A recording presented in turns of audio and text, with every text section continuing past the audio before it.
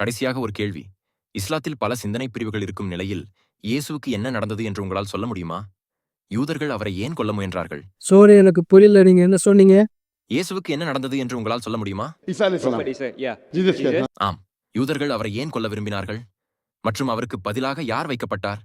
சகோதரர் ஒரு கேள்வியை கேட்டார். யூதர்கள் ஏன் கொல்ல விரும்பினார்கள்? இயேசு கிறிஸ்து அவருக்கு சாந்தி உண்டாகட்டும் அவருக்கு பதிலாக யார் வைக்கப்பட்டார்கள்?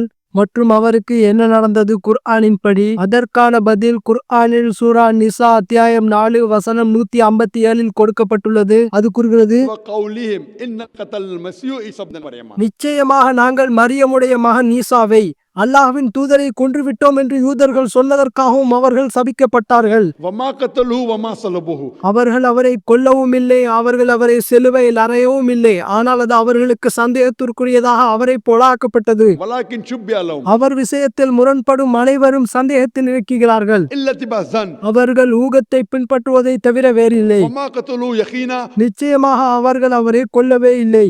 எனவே குர்ஆன் சொல்கிறது, அவர்கள் அவரை கொல்லவும் இல்லை, அவர்கள் அவரை சிலுவையில் அறையவும் இல்லை. அது அவர்களுக்கு சந்தேகத்திற்குரியதாக ஆக்கப்பட்டது. அதற்கு பிறகு சூரா நிசா அத்தியாயம் 4 வசனம் 158 கூறப்பட்டுள்ளது, ஆனால் அல்லாஹ் அவரை தன் பக்கம் உயிரோடு உயர்த்தி கொண்டான். எனவே குர்ஆனின் படி இயேசு அவர் மீது சாந்தி உண்டாகட்டும் அவர் கொல்லப்படவும் இல்லை, சிலுவையில் அறையப்படவும் இல்லை.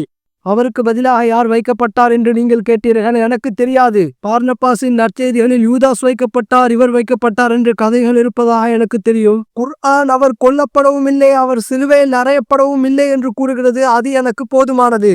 அவருக்கு பதிலாக யாராவது வைக்கப்பட்டாரா என்பதை பற்றி எனக்கு கவலை இல்லை. ஏனென்றால் குர்ஆன் சொல்கிறது, முரண்படுபவர்கள் அனைவரும் சந்தேகத்தில் இருக்கிறார்கள். எனவே பைபிளின் படி கூட நான் நிரூபித்துள்ளேன். எனக்கு ஒரு விவாதம் இருந்தது, இயேசு சிலுவையில் அறையப்பட்டாரா என்று. மற்றும் பைபிளிலிருந்து நான் இயேசு கிறிஸ்து அவர் மீது சாந்தி உண்டாகட்டும் சிலுவையில் அறையப்படவில்லை என்று நிரூபித்துள்ளேன். ஆனால் அதை இப்பொழுது சொன்ன நேரமில்லை. நீங்கள் என்னுடைய வீடியோ கேசட்டை பார்க்கலாம். எனவே பைபிளிலிருந்து கூட இயேசு அவர் மீது சாந்தி உண்டாகட்டும் சிலுவையில் அறையப்படவில்லை என்று நிரூபிக்க முடியும். மற்றும் குர்ஆன் சொல்கிறது, அவர் கொல்லப்படவில்லை, அவர் சிலுவையில் அறையப்படவில்லை, அவர் உயிரோடு உயர்த்தப்பட்டார். மற்றும் இயேசு கிறிஸ்து அவர் மீது சாந்தி உண்டாகட்டும் மீண்டும் வருவார்.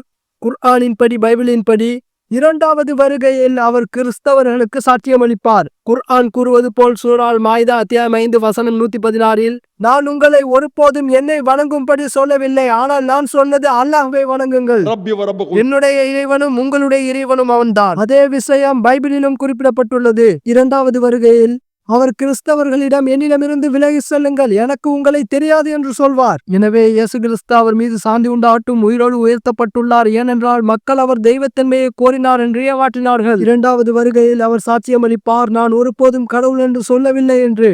மற்றும் அவர் முகமது நபியின் உம்மத்தாகவே வருவார். இதுவே உங்கள் கேள்விக்கான பதில்.